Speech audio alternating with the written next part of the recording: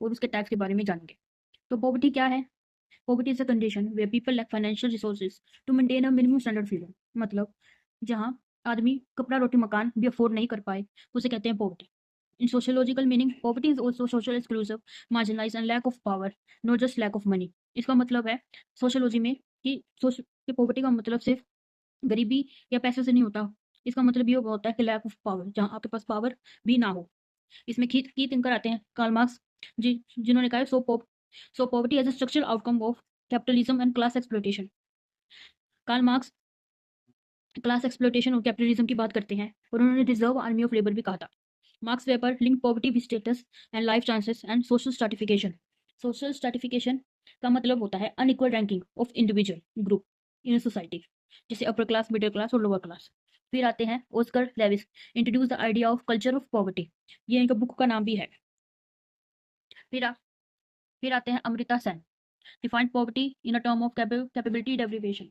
Capability deprivation का मतलब होता है जहाँ रिसोर्स हो जहाँ रिसोर्स हो पर उसका फायदा ना हो। मतलब example, a girl have a meal but she can't go to school. मतलब उसके पास खाना है, कपड़ा है, सब चीज़ है, पर वो स्कूल नहीं जा सकती।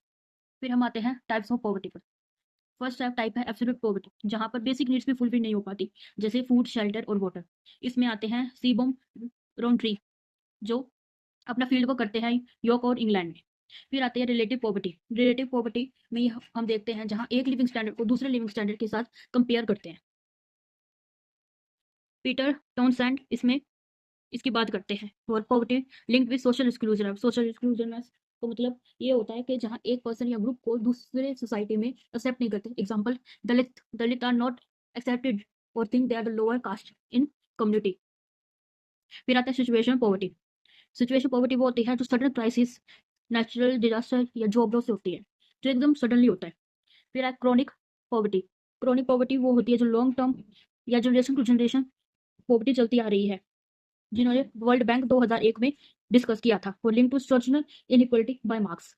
फिर है रूरल पॉवर्टी। रूरल पॉवर्टी हम रूरल एरिया में देखते हैं because due to limited access to resources, जिसमें M N Srinivasan, Dandekar and Rath ने rural development of studies in India पे बात की है। फिर आते हैं अर्बन पॉवर्टी।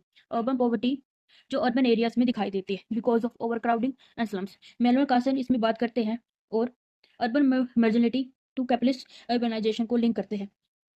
अर्बन मार्जिनलिटी का मतलब होता है वहाँ जहाँ people do not get full benefits of cities life. वो कैपिटलिस्ट अर्बनाइजेशन का मतलब होता है जहाँ city growth based on profit, market and real estate private, not based on equal wealth